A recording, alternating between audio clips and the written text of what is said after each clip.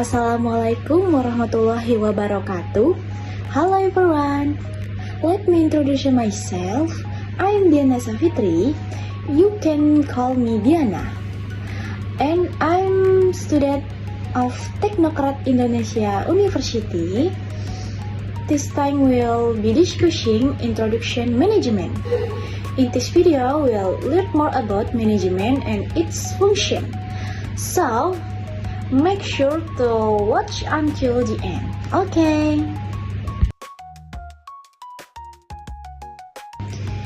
Materi yang akan saya bawakan adalah materi pengantar manajemen mengenai pengertian dan fungsi manajemen.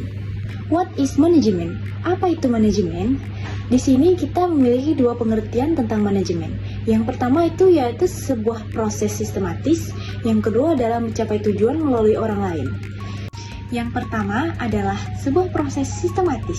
Manajemen adalah proses yang disengaja untuk merencanakan, mengatur, mengarahkan, dan mengendalikan sumber daya untuk mencapai tujuan organisasi secara efektif dan efisien. Yang kedua adalah mencapai tujuan melalui orang lain. Apa maksudnya itu? Intinya, seorang manajer bertugas mengkoordinasikan usaha serta menggunakan sumber daya termasuk manusia untuk menyelesaikan suatu pekerjaan. Dengan kata lain, membuat pekerjaan terselesai bukan oleh dirinya sendiri, melainkan oleh orang-orang yang berada di bawahnya dan di bawah kepemimpinannya. Lanjut, definisi atau pengertian manajemen dari para pemikir terkemuka. Pertama ada dari George Robert Terry mendefinisikan manajemen sebagai proses perencanaan, pengorganisasian, pelaksanaan, dan pengendalian untuk mencapai tujuan yang ditetapkan, di mana hal ini menyoroti sifat siklusnya.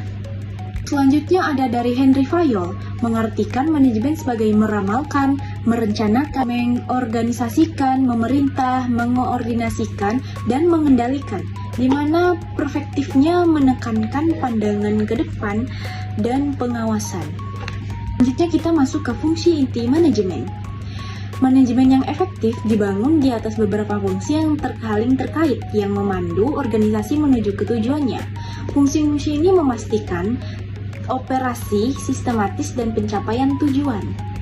Apa saja sih fungsi-fungsi itu? Seperti yang kita lihat di sini, fungsinya itu ada planning, organizing, staffing, directing, dan controlling. Lalu kita masuk ke planning. Planning itu apa sih?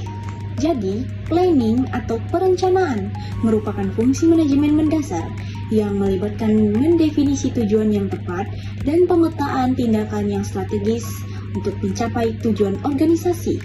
Yang termasuk dalam planning itu adalah menetapkan tujuan tentu dengan jelas yang perlu dicapai, menyusun strategi, menentukan bagaimana, kapan, di mana, dan oleh siapa tugas akan dilakukan.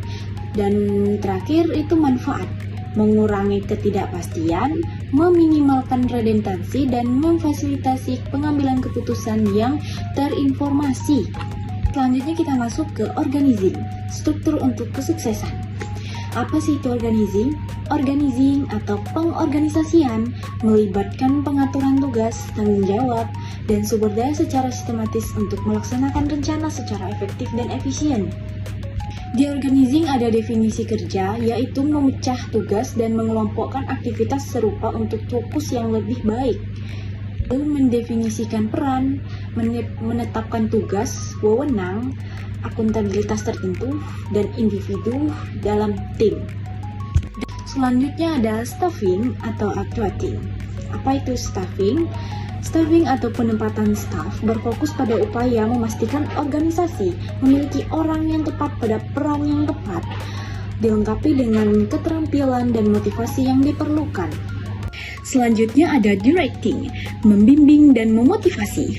Jadi directing atau pengarahan melibatkan memimpin, mengomunikasikan, dan memotivasi karyawan untuk melakukan yang terbaik dan menyelaraskan upaya mereka dengan tujuan organisasi.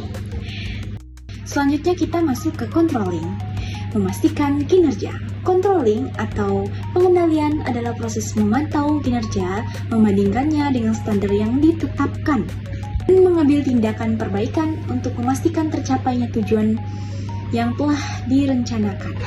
Saja yang meliputi controlling, pertama itu ada pemantauan, melacak kinerja terhadap metrik dan indikator yang telah ditetapkan sebelumnya.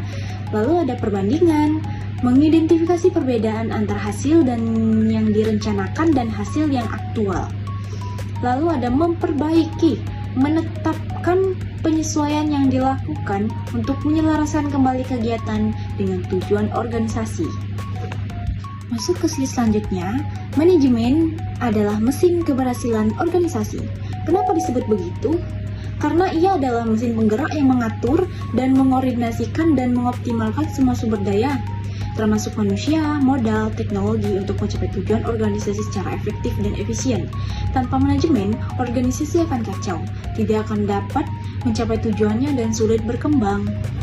Manajemen yang efektif bukan sekedar serangkaian fungsi yang terisolasi, tetapi suatu sistem terpadu yang mendorong organisasi maju.